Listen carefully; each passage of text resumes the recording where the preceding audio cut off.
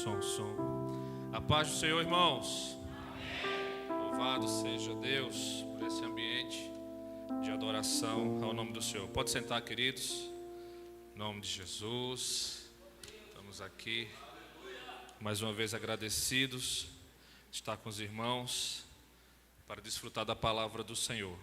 Abra sua Bíblia no livro de Filipenses, capítulo 3.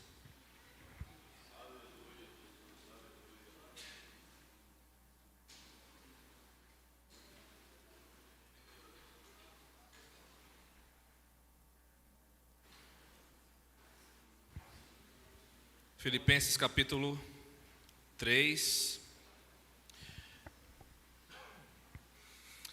Na verdade, a primeira leitura vai ser no versículo 1 do capítulo 4. Aí depois a gente volta para o capítulo 3 e vai vendo algumas lições, que o apóstolo Paulo traz nesse texto dele, até o nosso tempo aqui, para a glória de Deus. Amém, irmãos? Amém. Então, na verdade é Filipenses capítulo 4, versículo 1. Filipenses capítulo 4, versículo 1. Após terminar a leitura, se você quiser deixar sua Bíblia aberta também para você ir conferir nos textos, além do texto que aparece aqui na tela, esse é um exercício muito importante, você conferir na sua própria Bíblia. Diz assim a palavra do Senhor: portanto, meus irmãos, amados e muito saudosos, minha alegria e coroa, sim, amados, permanecei deste modo firmes no Senhor. Amém? Portanto, meus irmãos, amados e muito saudosos, minha alegria e coroa, sim, amados, permanecei deste modo firmes no Senhor. Amém? Pai bendito, a Tua palavra é santa, aplica ela aos nossos corações. Teu Espírito Santo encontre lugar em cada mente, em cada coração. Que nós possamos, ó Deus amado, glorificar o Senhor através desta palavra. Toma cada vida, o Senhor conhece, o Senhor sabe a necessidade dos Teus filhos. E diante da Tua palavra, todos nós, ó Pai, estamos prostrados. Todos nós estamos, ó Deus amado, atentos. Todos nós precisamos, ó Deus, da Tua palavra. Amém. Amém e amém. Queridos, permanecei firmes no Senhor. Vamos tentar estabelecer esse tema aqui como um tema geral de muita coisa que eu vou falar.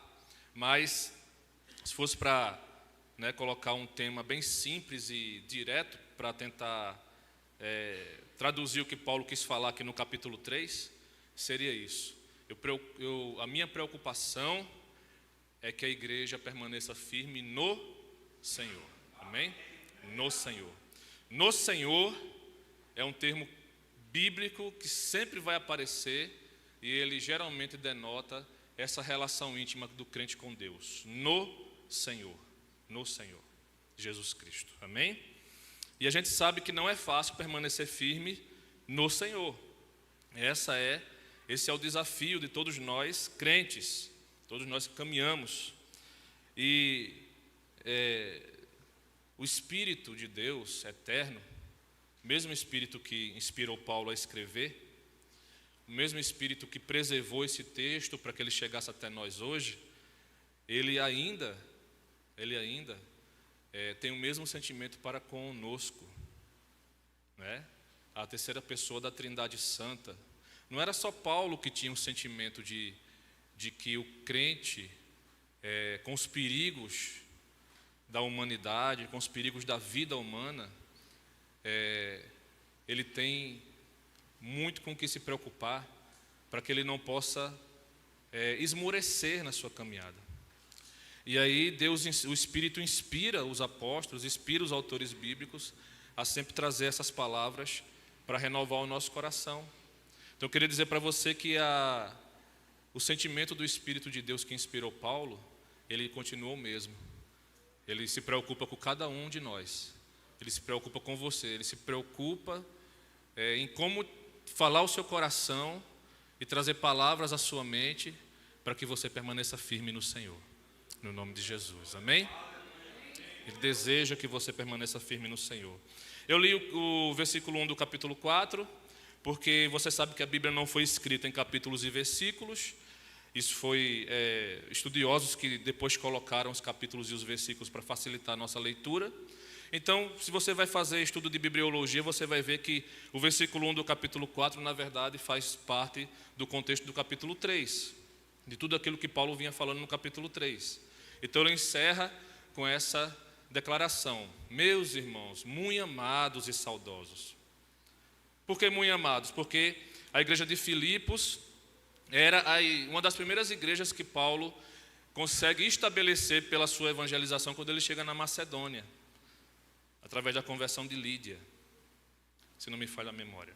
E Filipenses, apesar de não ser, os filipenses, apesar de não ser crentes muito ricos, ou ser a igreja mais poderosa economicamente, financeiramente, daquelas que Paulo fundou, eles foram aqueles que mais investiram no ministério de Paulo, que mais sustentaram Paulo nas suas viagens missionárias. Paulo, quando escreve Filipenses, ele está preso provavelmente em Roma. E por isso que ele fala muito saudosos. Muito saudosos. Estava longe, estava preso. Meus irmãos, a palavra que se banalizou em nosso meio. O irmão fulano, o irmão cicrano.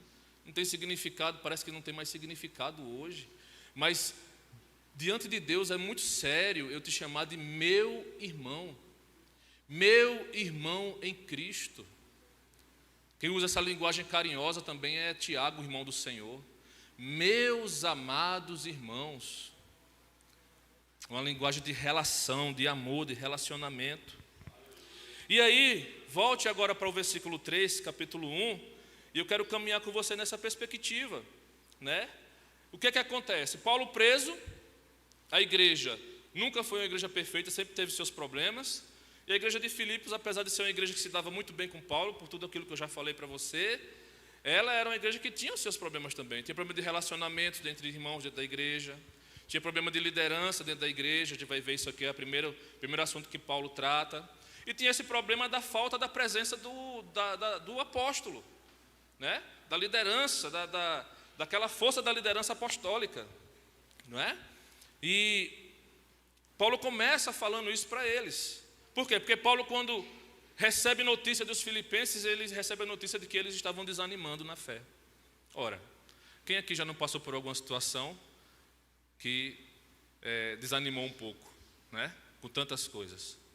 E Paulo se preocupa. E aí, versículo 1, ele diz assim: quanto ao mais, irmãos meus, alegrai-vos no Senhor. A mim não me desgosta, e é segurança para vós outros que eu escreva as mesmas coisas. A minha versão é a RA, tá? Pessoal aí da mídia, desculpa não ter falado antes, é a RA. Então Paulo está dizendo assim, porque Paulo já falou muito antes sobre a questão de o crente precisar se alegrar no Senhor, ter alegria no Senhor. Isso é um tema que vem lá do Antigo Testamento. A alegria do Senhor é a nossa força. A alegria da vida com Deus, a alegria da salvação.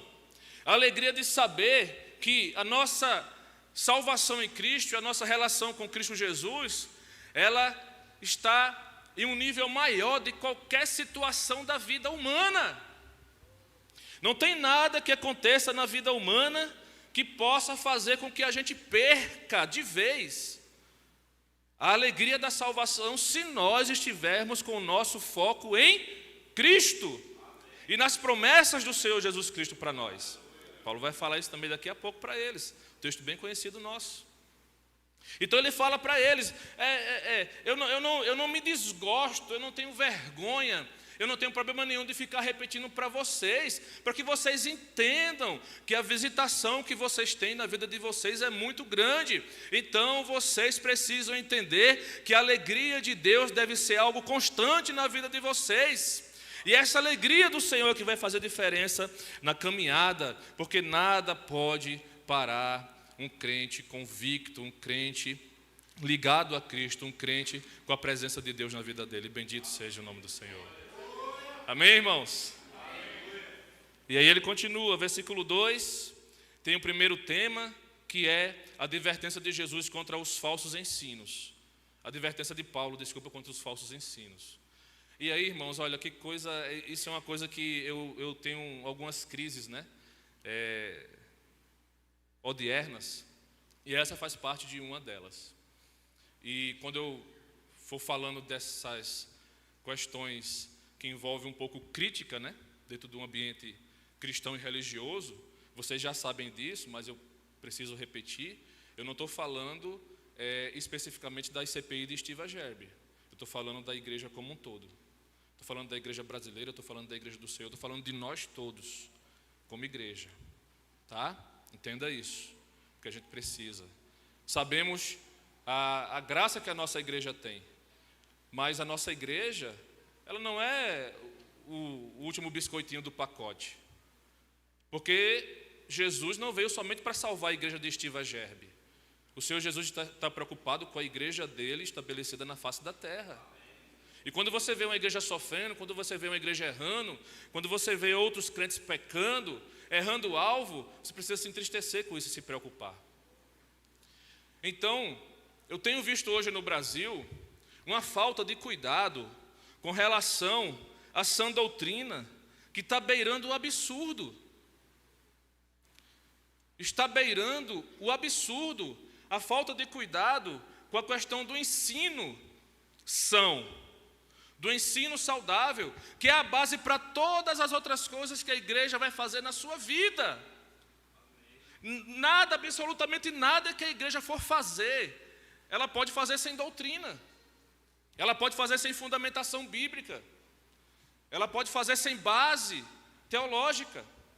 O que vai dar para ela segurança do que ela vai fazer, vai agradar a Deus, é justamente a sua base doutrinária, bíblica, pura. Isso diferencia igrejas verdadeiras de igrejas falsas. Isso diferencia igrejas impuras de igrejas puras. Isso diferencia igrejas que agradam ao Senhor de igrejas que desagradam, que ferem o coração do Senhor. Amém, irmãos? Os irmãos estão me entendendo? Amém? Falar como o meu amigo pastor Edivan, né? Olha para mim, está me entendendo? Então, Paulo aqui, não só aqui, mas em todo o Novo Testamento, quando Paulo escreve, sempre ele está alertando a igreja contra os falsos profetas. Os profetas do Antigo Testamento sempre combateram a sangue, os falsos ensinos e os falsos profetas.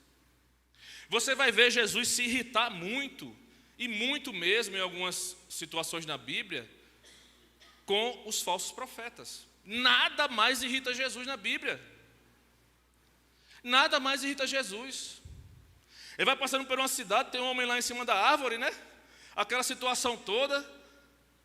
E ele pode dizer assim, mas que esculhambação é essa em cima de uma árvore? Não vou dar atenção para isso não, tá? Ele manda desce, eu quero ir na tua casa. Extremamente compreensivo, tranquilo com tudo.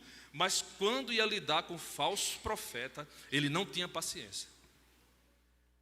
Então, eu herdei isso de Jesus. Deus me deu, eu estava falando ontem lá na igreja de Pinhal, Deus me deu o dom de ensinar, Deus me deu o dom de pastorear, e Deus me deu o dom também de destruir falso profeta. Eu não suporto falso profeta. E a igreja bíblica deveria não suportar falso profeta e falso ensino. Mas o que mais a gente vê hoje é gente sofrendo por conta de falso ensino, por conta de se iludir com as apresentações falsas dos falsos profetas, na internet, em todos os cantos. E aí eu faço imersões no Brasil, quando você chega no lugar para fazer perguntas e respostas, as perguntas das pessoas, às vezes são as mais complicadas possíveis. E eu pergunto assim, onde é que você foi achar esse assunto? Na internet, com os falsos profetas.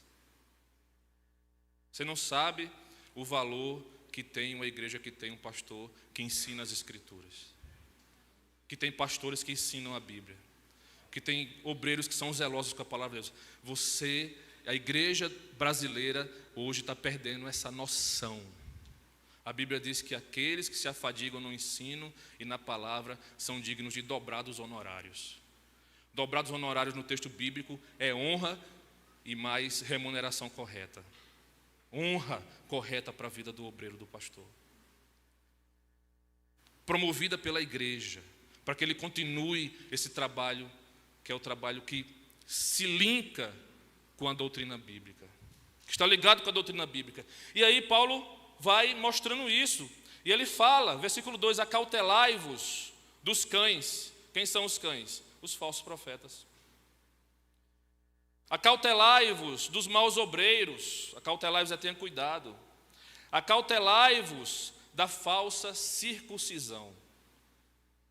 Paulo teve muitos problemas com os judeus, que achavam que para você ser crente, você tinha que aderir também à lei de Moisés. Eusébio de Cesareia, ou melhor, Flávio Joséfo, que é o maior historiador da época dos apóstolos, ele escreve que provavelmente o espinho na carne do apóstolo Paulo tenha sido uma doença nos olhos, terríveis, que fazia com que os seus olhos supurassem pus, e aí ele causava ojeriza onde ele chegava. Inclusive tem um texto bíblico que diz que quando Paulo chegava, a sua presença era repugnante. Para aqueles que não entendiam quem ele era, a sua imagem era repugnante. Porque a religião da época se baseava pela imagem, por aquilo que via, igual muitas igrejas hoje se baseiam por aquilo que vê. Olha somente para a aparência. Se engana com um sepulcro caiado. E o engano vai longe. E o Flávio José fala isso, que provavelmente o espinho na carne de Paulo tenha sido essa doença. Mas existe outros estudiosos que já dizem o contrário, que o espinho na carne de Paulo provavelmente tenha sido ele sempre ter muito trabalho em todos os lugares que ele chegou, muitos problemas com os judaizantes, com os judeus que achavam que para a pessoa ser crente ou para aderir à graça de Deus, primeiro precisava aderir à lei de Moisés. E está aí no texto, tá? Circuncisão era o primeiro cumprimento da lei, que a criança tinha que fazer ao 8º dia de nascida, para ser de Deus, para ser da lei, cumprir a regra. E Paulo dizia assim, não, se isso voltar, isso teve o seu momento, teve o seu lugar, tem o seu significado, gera todo um aprendizado para nós, mas se isso voltar, a graça de Jesus já não vale mais nada. Jesus já não é mais suficiente. Então vocês precisam entender que essas coisas não vai nos levar mais para perto de Jesus. Essas coisas vão nos levar mais para longe dele. Porque estar perto dele é estar somente perto dele, bendito seja o nome do Senhor. Estar perto de Jesus é estar somente perto de Jesus. E mais nada vai fazer tanta diferença para você. Se tiver, tem. Se não tiver, Jesus, ele já te completa, meu irmão. A graça de Jesus já te completa. Então, versículo 3, porque nós é que somos a circuncisão, nós que adoramos a Deus no Espírito. A visitação do Espírito, a dispensação do Espírito agora não é mais da lei, é do Espírito. E nós gloriamos em Cristo, e nos gloriamos em Cristo Jesus, e não confiamos na carne. O não confiamos na carne é não confiamos nos métodos humanos ou no tipo de religiosidade humana que vai fazer a gente ganhar aceitação diante de Deus. Então, toda vez que a gente diz, eu vou fazer tal coisa para agradar a Deus, para Deus poder fazer algo, você errou. Você inverteu a lógica da graça. Na lógica da graça eu vou fazer tal coisa porque eu quero agradecer a Deus por aquilo que Deus já fez na minha vida. Eu vou fazer tal coisa porque eu sei que Deus já derramou graça sobre mim abundante e eu quero fazer agora porque essa graça habita dentro de mim e eu quero mostrar para todos que ela é verdadeira e aquele que tem Jesus é impossível que não tenha também obras em sua vida, mas a lógica é a lógica que a graça reina primeiro e para a glória de Deus. Então eu não exijo nada de Deus, eu não espero nada extravagante de Deus, porque o mais extravagante Deus já me deu. a possibilidade de eu sair da condenação, da morte e do inferno e poder ter o meu livro escrito o meu nome escrito no livro da vida. Bendito seja o nome do Senhor. O que vier a mais do que isso aí é lucro para a minha vida. E veja o que Paulo vai dizer, meus amados irmãos, a partir do versículo 4. Ele mostra a vida dele como sendo um exemplo. E aí ele começa a mostrar o Paulo antigamente que confiava nos seus próprios méritos, com o Paulo que agora passou a confiar em Jesus. E quando Paulo confiava nos seus próprios méritos, ele começa no versículo 4 dizendo assim: bem que eu poderia confiar também na carne, ou seja, nos meus méritos, nas minhas conquistas. Se qualquer outro pensa que pode confiar na carne, eu ainda mais. Circuncidado ao 8º dia, ou seja, cumpriu a lei, da linhagem de Israel, era puro, da tribo de Benjamim, uma das tribos mais fiéis que existiu, hebreu de hebreu, seu pai era hebreu, sua mãe era hebreia. Quanto à lei, fariseu, a seita mais rígida de todas as que surgiram com relação e com ligação à lei. Quanto à lei, fariseu. Quanto ao zelo, perseguidor da igreja, ou seja, estava disposto a ir às últimas consequências, estava disposto a perseguir, a maltratar, a prender e até a matar pela lei que ele defendia. Quanto à justiça que há na lei, irrepreensível, ou seja, tudo aquilo que a lei diz que tem que fazer, eu faço, e ninguém pode colocar o dedo na minha cara e dizer que eu estou errando em alguma coisa. A justiça, as regras que estão na lei, todas elas eu cumpro e sou irrepreensível. É aquele cara que dá o dízimo e acha que a salvação dele está garantida por causa do dízimo, né? Se eu lembrar daqui a pouco eu dou um exemplo disso aí. Vamos lá. Mas o que para mim era lucro, isto considerei perda por causa de Cristo. Tudo isso que parecia lucro, eu considerei agora perda por causa de Cristo. Versículo 8: sim, deveras considero tudo como perda por causa da sublimidade do conhecimento de Cristo Jesus, meu Senhor, por amor do qual perdi todas as coisas e as considero como esterco para ganhar a Cristo. A palavra na nossa Bíblia está refúgio, na versão RA, mas lá no original grego é esterco. Esterco. Todos os méritos humanos que Paulo poderia ter, e ele era o que tinha mais condições de colocá-los todos para agradar a Deus ou para ganhar favores de Deus, ele diz: tudo isso aí é esterco. Tudo isso aí não vale nada. E o que é que vale? Ele fala na metade do versículo 8. O que vale é o conhecimento de Jesus Cristo. O conhecimento de Jesus Cristo, meu Senhor. E esse conhecimento aí não é o conhecimento intelectual e teológico. Esse conhecimento aí é o conhecimento de relacionamento. De relacionamento. O que vale é o relacionamento real com Jesus Cristo. O que traz vida para a minha vida e para a tua vida, meu irmão, é o relacionamento real com Jesus Cristo. Nada nem ninguém vai conseguir agradar a Deus sem um relacionamento real com Jesus Cristo.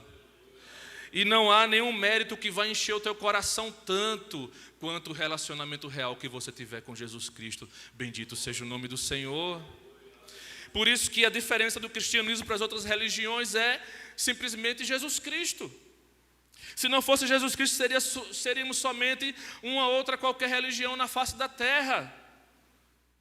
Porque nós temos os nossos meios, os nossos métodos, as nossas formas, as nossas interpretações, a nossa cultura. Isso faz com que a gente erre também muitas vezes. Mas a diferença é que nós temos Jesus Cristo, bendito seja o nome do Senhor. A diferença é que nós temos Jesus Cristo e que esse conhecimento de Jesus Cristo, ele preenche o nosso coração. Ele deve preencher o nosso coração e nós não precisamos mais de nada além disso, meus irmãos. De nada além disso. Veja no versículo 9. Paulo diz assim: então, eu quero ser achado nele. Eu quero ser achado nele. Às vezes a gente entra em tantas demandas que a gente é achado em posições, a gente é achado em cargos, a gente é achado em reconhecimento humano, a gente é achado em conquistas próprias. Mas quando se procura Jesus perto de nós, não somos achados. Ou quando nos procuramos perto de Jesus, não somos achados. Paulo diz: eu poderia ser um dos caras mais famosos da minha época, mas quando alguém me procurasse em Jesus, não ia me achar nele. Eu prefiro estar aqui com Jesus. Eu prefiro ser achado nele. E como é que você é achado em Jesus? Está no texto também. Ser achado nele, versículo 9, não tendo justiça própria, que procede de lei, senão a que é mediante a fé em Jesus Cristo. A justiça que procede de Deus, baseada na fé. Se está em Jesus Cristo através da fé verdadeira em Jesus Cristo. Não é na fé que o pentecostalismo, infelizmente, interpretou mal em muitos momentos, porque nos leva às vezes a ter fé em alguma coisa exterior. Fé numa positividade, fé em uma força, fé em acontecimento. Mas a fé bíblica é diferente de tudo isso. A fé bíblica é a fé em Jesus Cristo, é a fé em Deus. Não é a fé na fé. É uma fé que não exige nada. Quem somos nós para exigir algo de Deus? Isso é uma deturpação bíblica. Por quê? Porque a fé você não exige, na fé você confia. Na fé você descansa. O maior exemplo de fé que pode traduzir isso que eu estou falando para vocês aqui, eu sempre falo, é a postura de Sadraque, Mesaque e Abidênego, lá em Daniel capítulo 3, diante de Nabucodonosor. A gente não tem noção do que era aquilo. Era o rei de todas as potências da época. Era o homem que mandava matar. Era o ditador de todos os impérios. Nabucodonosor tinha uma técnica de tortura que arrancava a pele das pessoas sem deixá-las morrer, para fazê-las sofrer. Nabucodonosor, quando conquistava um reino, ele pegava todos os filhos do rei e ia matando um por um na frente do rei. Depois que ele matava um por um na frente do rei, ele cegava os olhos do rei e aplicava as suas técnicas de tortura até o rei morrer. E esses garotos eram jovens. Eles chegam diante de Nabucodonosor, porque não adoraram a imagem de escultura dele. E o homem fica irado. Manda acender a fornalha 7 vezes mais. Ao ponto dos soldados que chegaram perto da fornalha foram consumidos pelo fogo. E diz assim: se vocês não se dobrarem e não adorarem a imagem que eu fiz para a minha glória, vocês vão ser imediatamente lançados dentro da fornalha, e eu quero ver quem é o Deus que vai livrar vocês. Aí a fé verdadeira entra em ação. Eles não tinham garantia nenhuma, meus irmãos. Eles tinham somente a fé verdadeira, que era confiança e certeza do poder que o Deus deles tinha. E eles disseram assim: nós sabemos, ó rei, que tu podes nos jogar na fornalha. Nós sabemos que tu podes nos matar. Mas mesmo assim, não nos dobraremos e não adoraremos a estátua que você construiu. E quando aqueles jovens são jogados na fornalha, Nabucodonosor, o rei perverso e pagão, vê uma quarta pessoa dentro da fornalha. aqueles jovens não são consumidos pelo fogo. Aqueles jovens não morrem. Aqueles jovens não têm nem os cabelos da cabeça chamuscados. E o nome do Senhor é glorificado.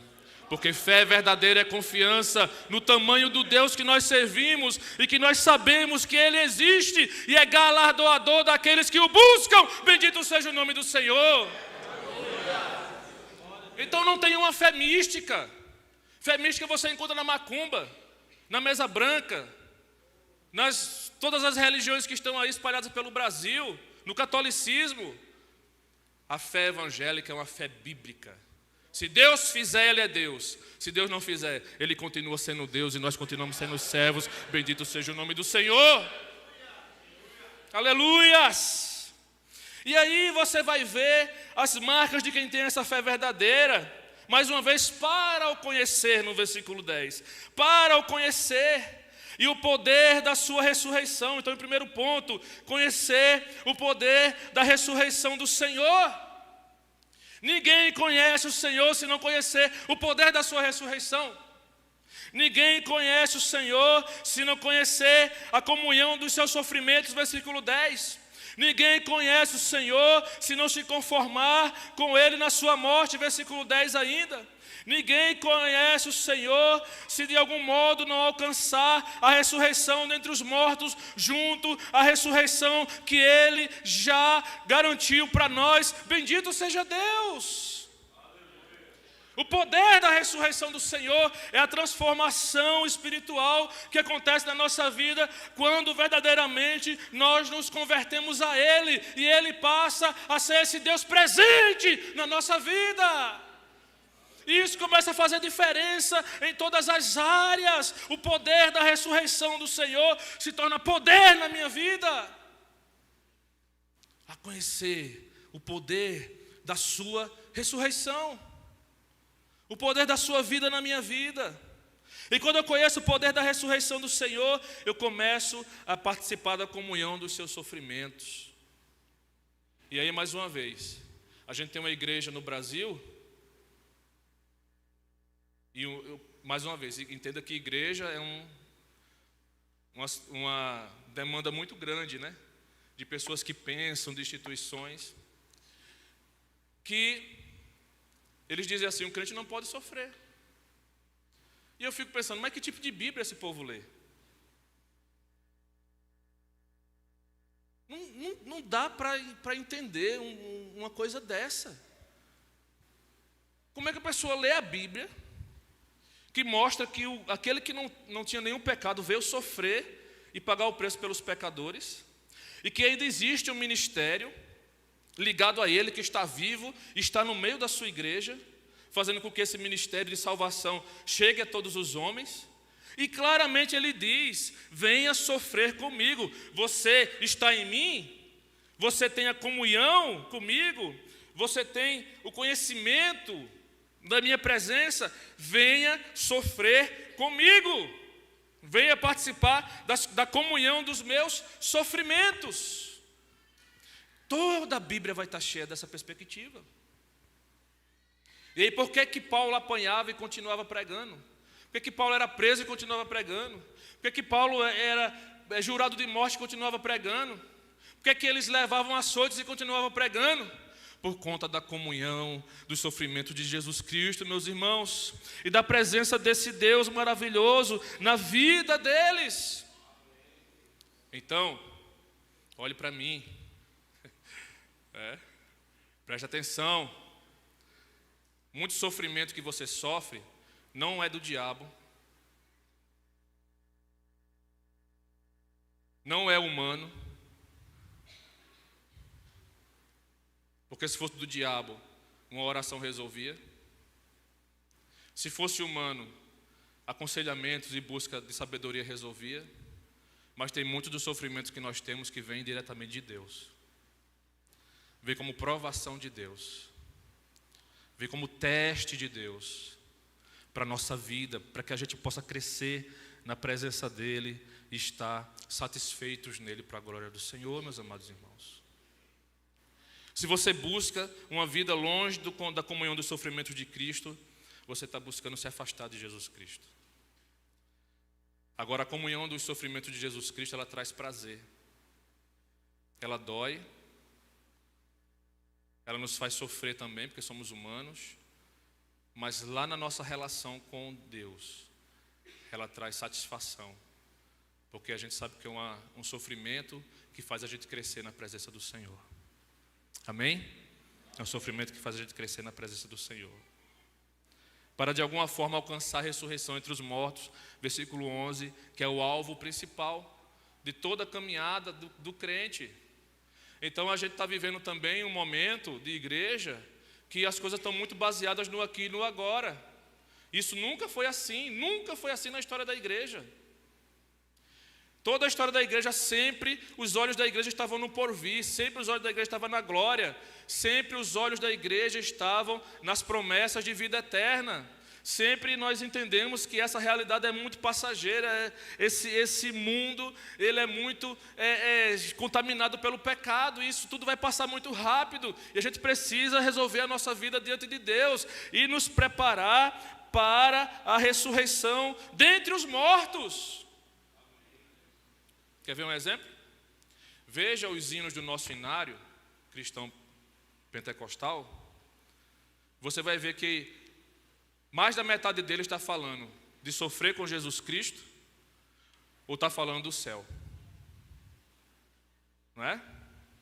Mais da metade dele está falando de sofrer com Jesus, suportar firmes o sofrimento, ou está falando do nosso gozo e alegria e o nosso desejo do céu.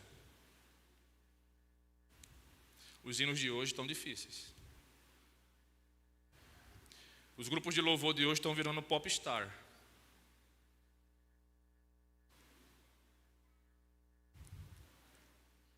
As pregações de hoje estão virando muito mais apresentação de marketing do que pregação.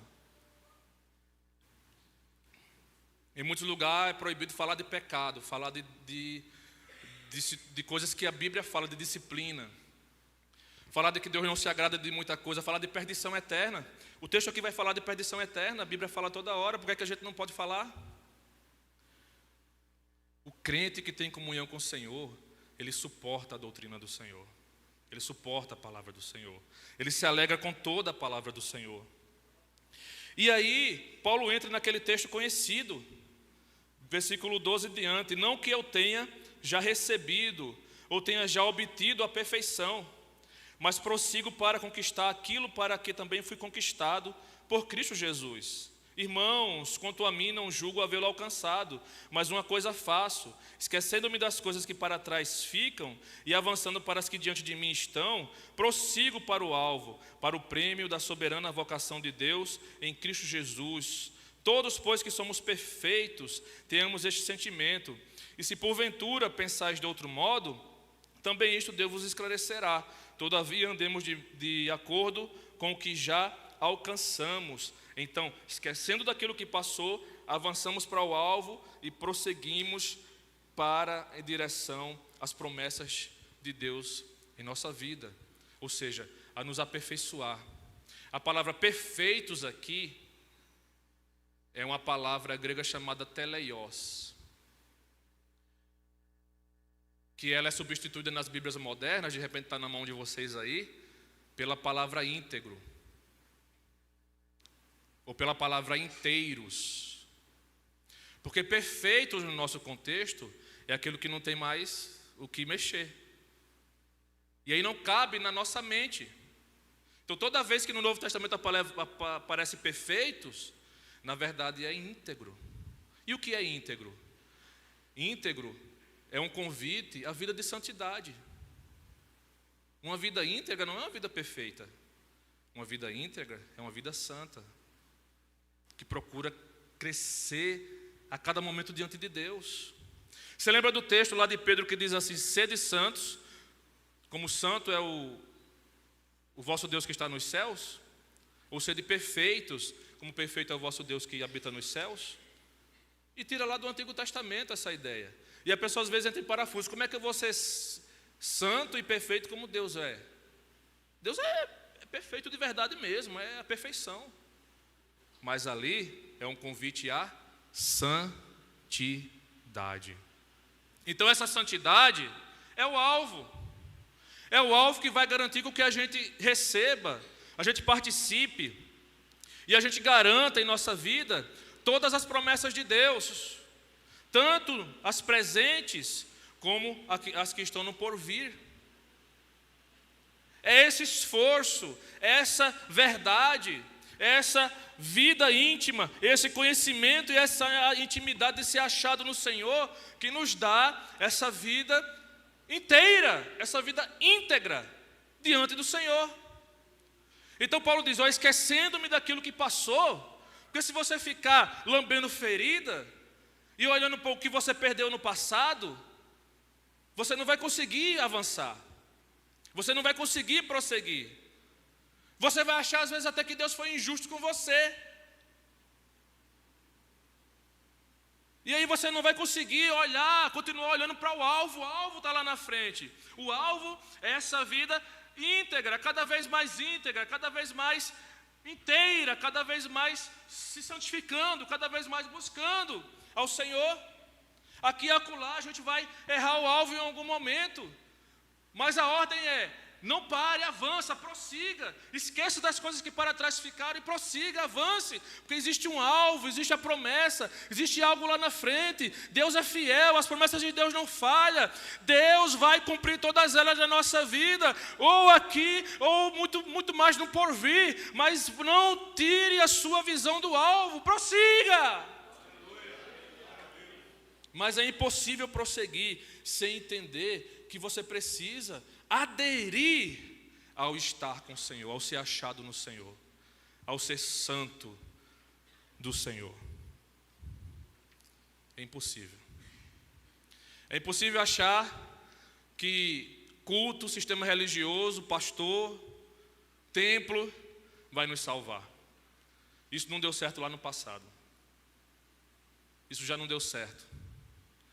Isaías capítulo 66, versículo 1, ali no começo 1 e 2, Deus diz assim para aquele povo, porque eles estavam se fiando no templo. Templo do Senhor, templo do Senhor, o templo é a nossa garantia. E Deus diz assim para eles assim: os céus é o lugar da minha morada, e a terra é o estrado dos meus pés.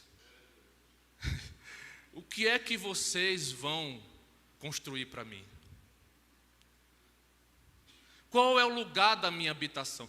Qual é o tamanho do lugar que vocês vão fazer que vai me caber? E a ideia ali é: nada disso me ilude. Isso ilude vocês. O templo bonito é para a glória de Deus, mas o conforto é nosso, não é de Deus. Para Deus, se fosse uma lona, não teria diferença nenhuma.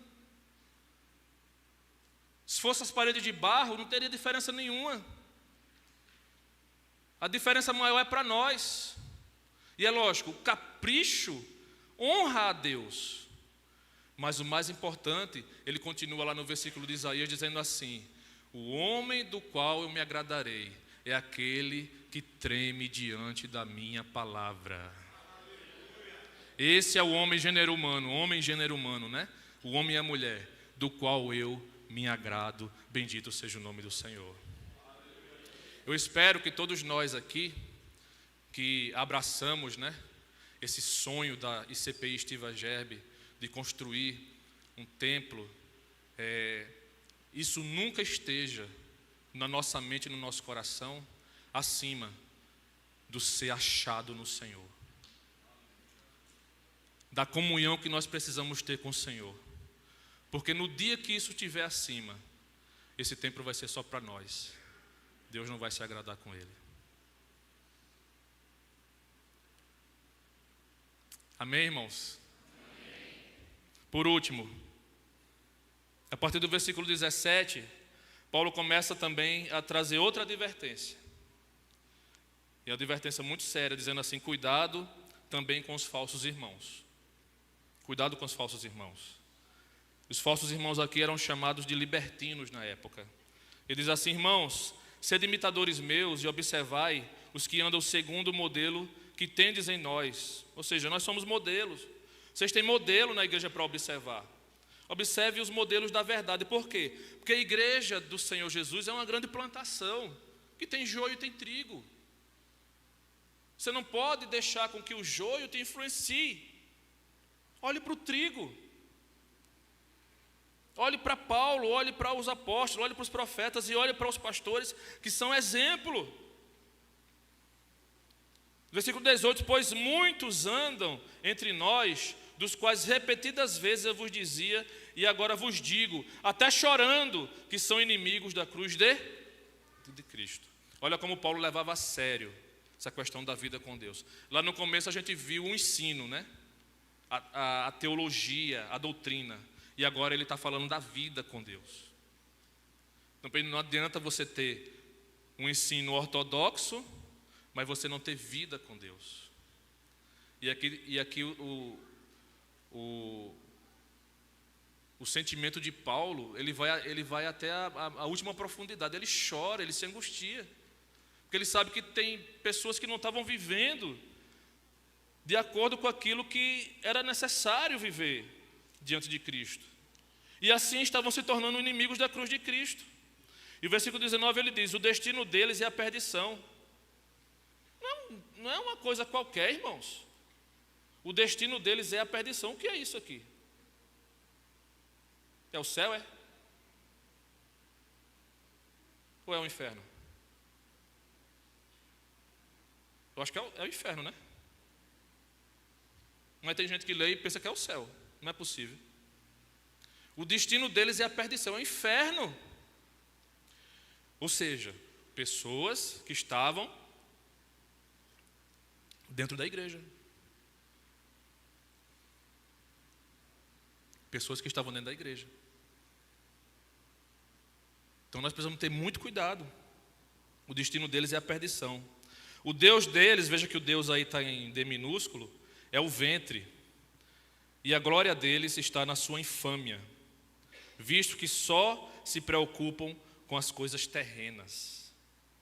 O Deus dele é o ventre, é um termo bem também interessante que eu queria falar para vocês, que a palavra ventre aí é a palavra koilia, no grego, né?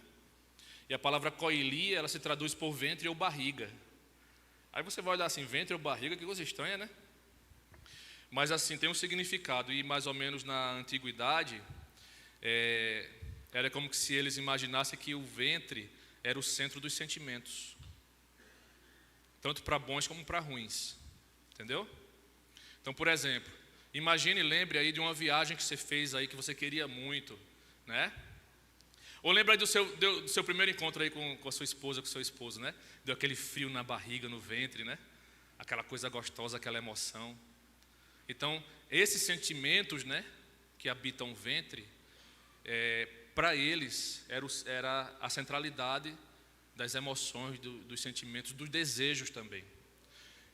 Poderiam ser para esses desejos bons, mas poderiam ser da mesma forma para os desejos ruins, para a sexualidade ruim, para os desejos carnais errados.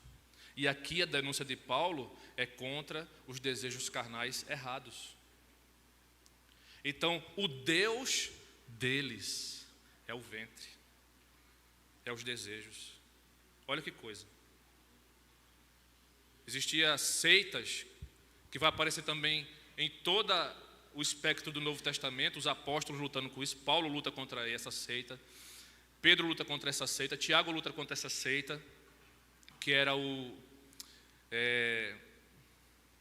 eu esqueci agora o nome deles, daqui a pouco se eu lembrar eu falo para vocês, que eles pregavam mais ou menos o seguinte: a alma, o espírito, ele é para Deus, precisa adorar a Deus, buscar a Deus, servir a Deus, mas o corpo, agnósticos, mas o corpo não serve para Deus, Deus não quer saber nada do corpo, então você faz com o seu corpo o que você quiser. E essas pessoas iam influenciando outras pessoas. E como é que eles influenciavam? Através da deturpação da doutrina da liberdade humana. Ou seja, a graça veio sobre nossa vida, agora nós somos livres para tudo. É por isso que Paulo fala lá em 1 Coríntios, todas as coisas nos são lícitas, mas nem todas nos convêm. Porque esse negócio estava forte. E Paulo, não é assim. Não é assim. A liberdade cristã tem a sua responsabilidade. Tem a sua responsabilidade muito forte, muito grande. E aí, Paulo identifica e diz: o Deus deles são os seus desejos. E a infâmia deles, e a glória deles é a infâmia. Olha que coisa. É a vergonha. Entendeu? Ou seja, alguém que ostenta carnalidade diante de Deus, achando que isso está agradando a Deus, ou que Deus não está interessado com isso, achando que isso é glorioso muitas vezes, se tornando vergonha e condenação para si próprio. E você vê isso hoje em muitos púlpitos por aí afora, em muitos pastores, em muitos ministros de louvor, em muitos movimentos que se dizem de Deus, onde estão atraindo para si próprio vergonha e infâmia. A glória deles é infâmia, a glória deles é vergonha. Porque eles só se preocupam com as coisas terrenas. E aí eu encerro com os versículos seguintes dizendo: pois a nossa pátria está nos céus. Amém? É a mesma coisa que Paulo começou no versículo 3. Irmãos, eu não vou me cansar de falar a mesma coisa para vocês. Alegrem-se no Senhor, porque a gente não é dessa terra, a gente é peregrino. A nossa pátria está nos céus. Precisamos aprender a viver da melhor forma aqui, nos preparando para o céu, porque aqui não existe garantia nenhuma. Nenhuma. A nossa pátria é os céus, está nos céus, de onde também aguardamos o Salvador, o Senhor Jesus Cristo, o qual transformará o nosso corpo de humilhação para ser igual ao corpo da sua glória, segundo a eficácia do poder que Ele tem de até subordinar a si todas as coisas. Meu amado irmão, dito todas estas coisas, eu quero aplicar à tua vida aquilo que nós começamos lendo. Permanecei firmes no Senhor. O Espírito do Senhor clama ao meu espírito e ao teu espírito: permanecei firme no Senhor. Mas para permanecer firme no Senhor, nós precisamos aplicar essas verdades à nossa vida. O grupo de louvor pode vir, viu? Precisamos aplicar essas verdades à nossa vida, meus queridos irmãos, porque senão nós não iremos ter condições de garantir essa firmeza. As tribulações vão vir, as perdas vão vir, os desgostos humanos vão vir, as dores humanas vão vir, as doenças irão vir, tudo vai vir para tentar tirar você do foco e do alvo. Mas a promessa de Deus, ela nunca vai mudar. A nossa pátria está nos céus. A sua pátria, a sua garantia está nos céus. No nome de Jesus. Amém? Senhor nosso Deus e bendito Pai, obrigado, Senhor, pela oportunidade de falar ao coração da Tua igreja, do Teu povo. Aquilo que eu não pude falar, que o Teu Espírito encontre lugar, encontre morada, encontre, ó Deus amado, uma forma de convencer o Teu filho e a Tua filha, Pai, e de preencher na vida deles e na minha vida também tudo aquilo que nós precisamos para melhorar e acertar o alvo cada dia, Pai, o alvo da nossa soberana vocação. Queremos nos preparar da melhor forma possível, Pai, para vivermos o céu, porque nós sabemos e cremos que o Senhor está nos esperando e prepara morada para cada um de nós. Põe essa convicção cada dia mais viva na vida minha e na vida dos meus irmãos, em nome de Jesus, amém.